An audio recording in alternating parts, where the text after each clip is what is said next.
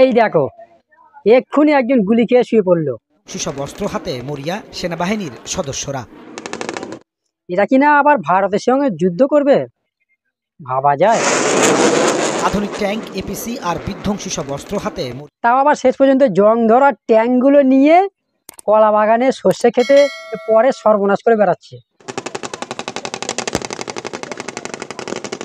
কি ভারতের সঙ্গে যুদ্ধ করবে তো বুঝে উঠতে পারি না। বলি কেষ্টদা, তারা মুখ ঢাকা নিয়ে আমরা দেখেছি, সবাইকে তারা মারধর করেছে, অন্যায় করেছে, শাস্তি হবে। এদের শিক্ষা বলে কিছু নেই। এদের শিক্ষা দেবার একজনই আছে মাত্র, আমাদের ভারতীয় মেঘরঞ্জন দা। ভালো রকমই শিক্ষা দিয়েছে, পুরো একদম পিছন জইলে ছেড়ে দিয়েছে। সো হ্যালো গাইস, এখন তোমরা দেখতে চলেছো বাংলাদেশি রোস্টিং ভিডিও। আপনি দেখছেন ট্রাভেল ব্লগ। চলো শুরু করি ভিডিও। সো গাইস, এই ভিডিও শুধুমাত্র এন্টারটেইনমেন্টের জন্য, কেউ সিরিয়াসলি ভাবে নেবেন না।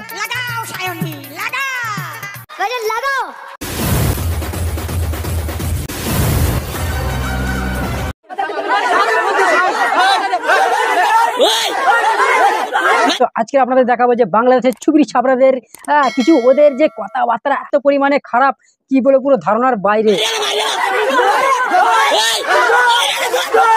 তো একটা সময় ওরা বলেছিল 4 দিনে কলকাতা দখল করে নেবো, 4 দিনে তো হলো না। 4 দিনের মধ্যে কলকাতা, আসাম, ত্রিপুরা আমরা দখল করে ফেলবো।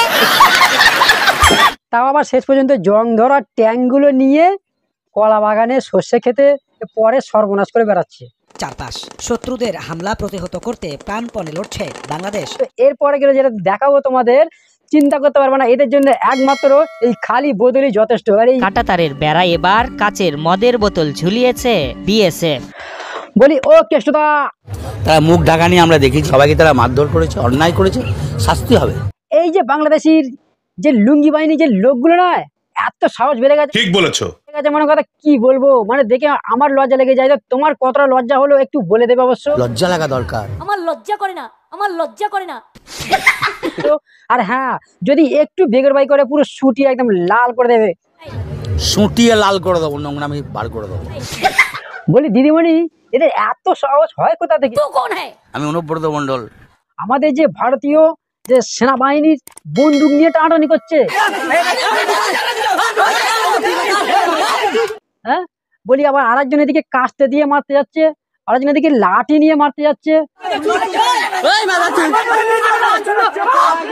এটা সাহস এত হয় কোথা থেকে? এই কি সাহস কি একমাত্র ইউনিট সরকার এদের দিয়েছে? আরো আধুনিকায়নের জন্য আমরা কাজ করে যাব। এইটা হলো ইউনিট সরকারের উস্কানিমূলক ভিডিও। বাহিনী, বিমান বাহিনীর সক্ষমতা সম্পর্কে আরো আত্মবিশ্বাস। ইউনিট সরকার উস্কানি দিচ্ছে, তাই আজকের বাংলাদেশে এই এত ঝামেলা হচ্ছে। আচ্ছা দিদিমণি, আপনি কিছু বলবেন না? ইউনিট সরকার এইভাবে যে উস্কানি দিয়ে যাচ্ছে, কান ধরে টেনে নিয়ে আসবো। পারবে না। প্রধান উপদেষ্টা ডক্টর মোহাম্মদ ইউনূস ঘন্টা খানেক সামরিক মহড়া। দেখলেন তো কেষ্টদা, আমি যা বলেছিলাম ঠিক তাই হলো। হিম্মত একবার দেখি। বললাম না যে ইউনিট সরকার এইভাবেই উস্কানি দিচ্ছে ওর সেনাবাহিনীদের। বাহিনীর সক্ষমতা আরো আধুনিকায়নের জন্য আমরা ওই রাজবাড়ি সব ওই জং ধরা ট্যাঙ্কগুলো নিয়ে কার ওই কলা বাগান, কার ওই সর্ষে ক্ষেত, এসবগুলো সব নষ্ট করছে। এর মাধ্যমে সর্বদা নিজেদেরকে প্রস্তুত রাখবে। এই মহড়া দেখে আমিও সেনাবাহিনী। হ্যাঁ আপনি ঠিকই দেখেছেন, বেড়াতে যে বোতলগুলো টাঙানো আছে ওইতে কাঁটাতারের বেড়া এবার কাচের মদের বোতল ঝুলিয়েছে বিএসএফ। আমাদের ভারতীয় লোকেরা হিসু করে দিয়েছে, আর ওইগুলো খেয়ে তোমরা ঘুমাইবা। তারপর থেকে লাইট ব্যবহার করে সার্বক্ষণিক মনিটরিং করছে। আর তা তো বটেই, লাইট নিয়ে পাহারা না দিলে আবার যে তোমাদের এই জঙ্গি বাহিনী আনাগোনা তো বেড়ে যাবে। শীতের মাঝে আবারও আতঙ্ক দেখা দিয়েছে। লুঙ্গি বাহিনীদের যে এখন ক্ষমতা, সেই ক্ষমতা ওই দমানোর জন্য একমাত্র এই খালি বোতল যথেষ্ট। 40 নম্বর পিলার এলাকায় বিএসএফ খালি বোতল ঝুলিয়ে দেয়। কারণ এই খালি বোতলে কি করব, বোতল বাজি ঢুকিয়ে দেবো, দিয়ে সোজা বাংলাদেশে।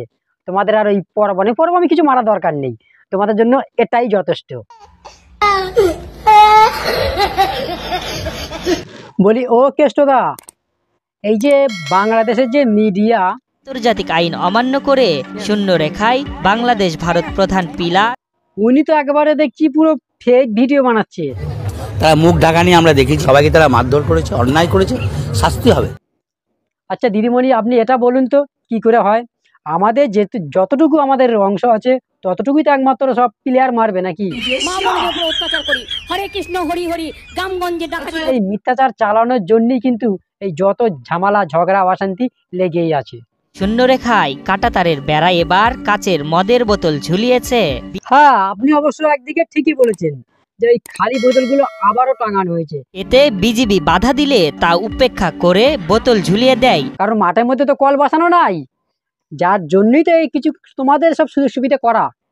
বলি ও কেষ্টদা, একটু বুঝিয়ে দাও তো। কষ্ট যে বলো, হ্যাঁ থালা দিয়ে দিয়েছে, খাবার দিচ্ছে না। যে ভারতীয়র যে বন্দুক নিয়ে যে টানাটানি করছিল, আপনাদের কপাল ভালো, হ্যাঁ ঠেকিয়ে দেয় না কপালে।